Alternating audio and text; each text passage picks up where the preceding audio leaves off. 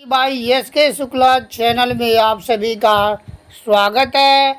आज मैं संधि का वीडियो लेकर आप सभी के समक्ष उपस्थित हूँ। संधि के बारे में बताने से पहले यदि आप हमारे चैनल को अभी तक सब्सक्राइब नहीं किया है तो एक बार ज़रूर सब्सक्राइब करें, क्योंकि आपका सब्सक्राइब हमें ऊर्जावान बनाता है। तो आइए वीडियो शुरू करते हैं। संधि संधि संधि का शाब्दिक अर्थ होता है मेल या जोड़। संधि की परिभाषा। संधि का सामान्य अर्थ है मेल या जोड़। संधि का सामान्य अर्थ है मेल या जोड़। जब दो शब्द पास पास आते हैं तो एक दूसरे से निकटता के कारण पहले शब्द के अंतिम वर्ण तथा दूसरे शब्द के प्रथम वर्ण के परस्पर या आपस में मिलने से होने वाले परिवर्तन या विकार को संधि कहते हैं। जैसे हिम और आलय में हिम के अंतिम वर्ण अ तथा आलय का प्रथम वर्ण आ के मिलने से हिमालय बना। हिमालय बना।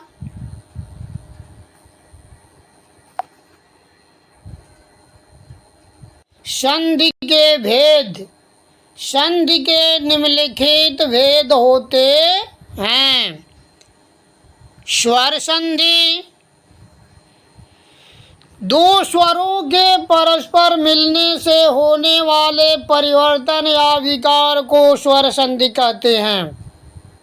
दो स्वरों के परस्पर मिलने से होने वाले परिवर्तन या विकार को स्वर संधि कहते हैं। जैसे गिरी धन ईशा, गिरीश। यानी गिरी का अंतिम वर्ण ई और ईशा का प्रथम वर्ण या पहला वर्ण ई और ई के मिलने से ई बना है, तब जा कर के हमारा शब्द बना है गिरीशा। व्यंजन संधि। दो व्यंजनों के परस्पर मिलने से होने वाले परिवर्तन या विकार को व्यंजन संधि कहते हैं।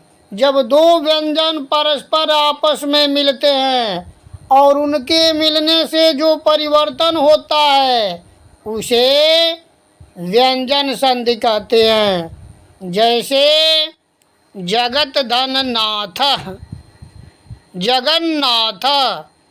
यानी जगत का अंतिम वर्ण ता और नाथ का पहला वर्ण ना। दोनों व्यंजन ता और न व्यंजन का मेल होने से तो न में परिवर्तित हो गया है, तब जा कर के जगन्नाथ शब्द बना। विसर्ग संधि। विसर्ग के साथ स्वर या व्यंजन का मेल होने पर जो परिवर्तन होता है उसे विसर्ग संधि कहते हैं। जैसे हरि धन चरत, हरि धन चरति। विसर्ग का श हो गया है हरीश धन चरत। अस्तो सचुना सचु से दंत सा का तालव्य स हो गया है, या तालव्य स हो करके हरिश्चरति शब्द बना है।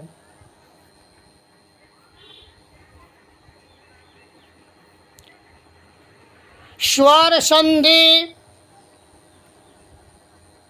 की परिभाषा। स्वर संधि की परिभाषा दो स्वरों के परस्पर मिलने से होने वाले परिवर्तन या विकार को स्वर संधि कहते हैं। जब दो स्वर आपस में मिलते हैं और उनके मिलने से जो परिवर्तन होता है तो उसे स्वर संधि कहते हैं। जैसे देवधन ईसा देवेश, यानी यहाँ पहले पद देव के अंत में अस्वर तथा दूसरे पद ईसा का प्रथम वर्ण ईश्वर दोनों मिलकर ए स्वर में परिवर्तित हुए हैं। इसलिए देवेशा में स्वर संधि है। स्वर संधि के भेद। स्वर संधि के भेद। स्वर संधियाँ निम्नलिखित हैं। स्वर संधियाँ निम्नलिखित हैं।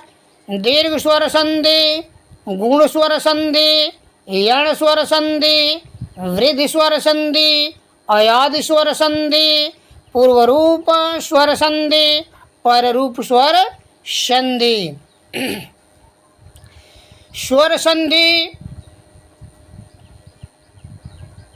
स्वर संधि ही 9, 10, 11, 12 समान हिंदी में, जबकि व्यंजन संधि, विसर्ग संधि साहित्यिक हिंदी वाले स्वर संधि, व्यंजन संधि और विसर्ग संधि के बारे में पढ़ते हैं या पढ़ाया जाता है। स्वर संधियाँ निम्नलिखित हैं। दीर्घ स्वर संधि। दीर्घ स्वर संधि सूत्र है आकाश वर्णे दीर्घ। आकाश वर्णे दीर्घ।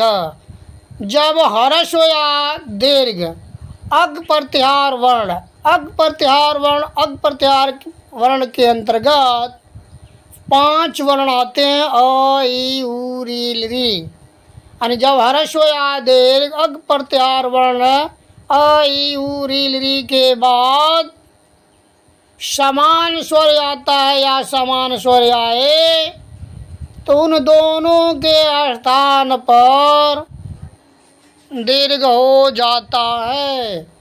जैसे दैत्य धन हरे, दैत्य का अंतिम वर्ण अ और हरि का पहला वर्ण अ, दोनों समान है। अ के बाद अ आया और अ मिल करके आ बना, तब जा कर के दैत्यारि। विद्याधन अर्थी, विद्या का अंतिम वर्ण आ और अर्थी का पहला वर्ण अ। आ और अ के मिल आ और अ मिल करके आ बना, तब विद्यार्थी। रवि धन इंद्र, रवि धन इंद्र, रवि का अंतिम वर्ण ई और इंद्र का पहला वर्ण ई, दोनों समान स्वर है, इसलिए ई मिल करके दीर्घ हुआ ई, तब जा कर के रविंद्र शब्द बना। गिरी धन ईश, गिरी का अंतिम वर्ण ई और ईश का पहला वर्ण ई, दोनों समान स्वर है, इसलिए ई और ई मिल करके ई बना, तब हमारा शब्द गिरीश बना। शूधन उक्ति, शूधन उक्ति और पहला पद शू, दूसरा पद उक्ति, पहले पद का अंतिम वर्ण उ और दूसरे पद का पहला वर्ण उ, उ और उ दोनों समान स्वर है, इसलिए दोनों के स्थान पर दीर्घ उ होकर शोकते शब्द बना। वधू धन उत्सव, वधू धन उत्सव, पहला पद वधू, दूसरा पद उत्सव। पहले पद का अंतिम वर्ण ऊ और दूसरे पद का पहला वर्ण ऊ और ऊ दोनों समान स्वर है, दोनों के स्थान पर ऊ होकर वधुत्व शब्द बना। पितृधन ऋणम, पितृधन ऋणम, पहला पद पितृ, दूसरा पद ऋणम। पहले पद का अंतिम वर्ण री और दूसरे पद का पहला वर्ण री दोनों समान है, इसलिए दोनों के स्थान पर दीर्घ होकर पितृणम शब्द बना।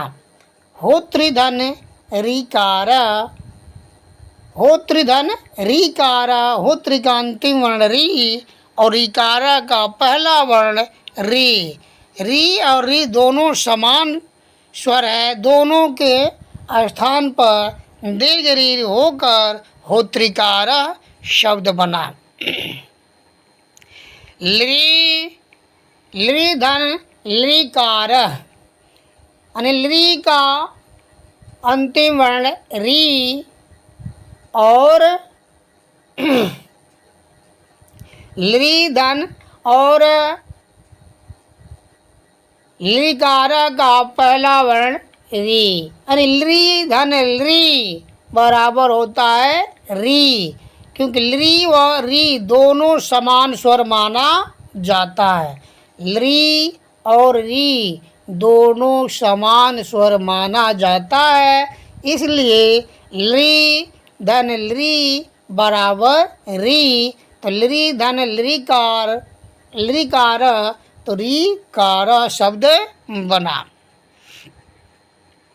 गुण संधि, गुण संधि का सूत्र है आद गुण।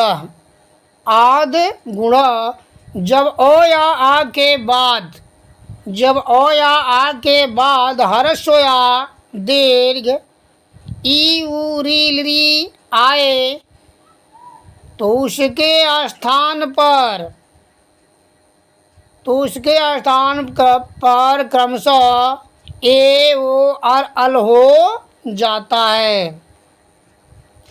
जब ओ या आ के बाद ह्रस्व या दीर्घ ई उ री लृ के बाद, ओ ई उ री लृ के बाद, सॉरी, ओ ई उ री लृ आए तो उसके स्थान पर क्रमशः ए ओ और अल हो जाता है। जब ओ या आ के बाद ई उ री लृ आए तो उसके स्थान पर क्रमशः ए ओ और अल हो जाता है। ई का ए, उ का ओ, री का और लृ का अल हो जाता है। जैसे उपधन इंद्र, यानी पहला पद उप, दूसरा पद इंद्र, पहले पद का अंतिम वर्ण अ और दूसरे पद का पहला वर्ण ई, दोनों असमान है, यानी अ के बाद ई आया है, तो अ के बाद ई आने से गुण होकर ई का ए हुआ, तब जाकर के हमारा शब्द उपेंद्र बना। शूरधन ईशा, शूरधन ईशा सुरेश, यानी शूर का पहला पद शूर, दूसरा पद ईशा, पहले पद का अंतिम वर्ण अ और दूसरे पद का पहला वर्ण ई। अ के बाद ई आया है, दोनों समान नहीं है, इसलिए गुण होकर ई का ए हुआ और तब जाकर के हमारा शब्द सुरेशा बना। तथा धन इति, तथा धन इति, पहला पद तथा दूसरा पद इति, पहले पद का अंतिम वर्ण आ और दूसरे पद का पहला वर्ण ई, दोनों और समान आ के बाद ई आया है, इसलिए ई के स्थान पर गुण हो करके ई का ए हुआ, तब जा कर के तथेति शब्द बना। महाधन उदय, महाधन उदय महोदय, यानी पहला पद महा, दूसरा पद उदय, पहले पद का अंतिम वर्ण या और दूसरे पद का पहला वर्ण उ, आ के बाद उ आया है, इसलिए आ के बाद उ आया है, इसलिए उ के स्थान पर गुण हो करके उ का ओ हुआ, तब जा कर के महोदय शब्द बना। गंगाधन उर्मी, गंगाधन उर्मी गंगोर्मी, यानी पहला पद गंगा, दूसरा पद उर्मी, पहले पद का अंतिम वर्ण या, दूसरे पद का पहला वर्ण उ, आ के बाद उ आया है, इसलिए आ के बाद उ आने से गुण हो करके उ का ओ हुआ, तब जा कर के हमारा शब्द बना गंगोर्मी। सर्वधन उत्तमा, सर्वोत्तमा, यानी पहला पद सर्व, दूसरा पद उत्तमा, पहले पद का अंतिम वर्ण अ और दूसरे पद का पहला वर्ण उ, अ के बाद उ आया है, अ के बाद उ आने से उ के स्थान पर गुण हो करके ओ हुआ, तब जा कर के हमारा शब्द सर्वोत्तम बना। महाधन ऋषि महर्षि, यानी पहला पद महा, दूसरा पद ऋषि, पहले पद का अंतिम वर्ण या, दूसरे पद का पहला वर्ण री, आ के बाद री आया है, तो गुण हो करके री के स्थान पर अर हुआ, तब जा कर के हमारा शब्द बना महर्षि। राजधन ऋषि राजर्षि, यानी पहला पद राज, दूसरा पद ऋषि, पहले पद का अंतिम वर्ण य, दूसरे पद का पहला वर्ण री, और के बाद री आया है, तो गुण हो करके री के स्थान पर अर हुआ, तब जा कर के हमारा शब्द बना राजर्षि। तो धन लृकार, यानी पहला पद तो, दूसरा पद लृकार, पहले पद का अंतिम वर्ण य और दूसरे पद का पहला वर्ण लृ, अ के बाद लृ आया है, तो गुण होकर के लृ के स्थान पर अल हुआ, तब जाकर के हमारा शब्द बना तवल्लकार। मल धन लृकार, पहला पद मल, दूसरा पद लृकार, पहले पद का अंतिम वर्ण य और दूसरे पद का पहला वर्ण ली का ली, अ के बाद लृ आया है, तो लृ के स्थान पर अल होकर मल्लकार शब्द बना।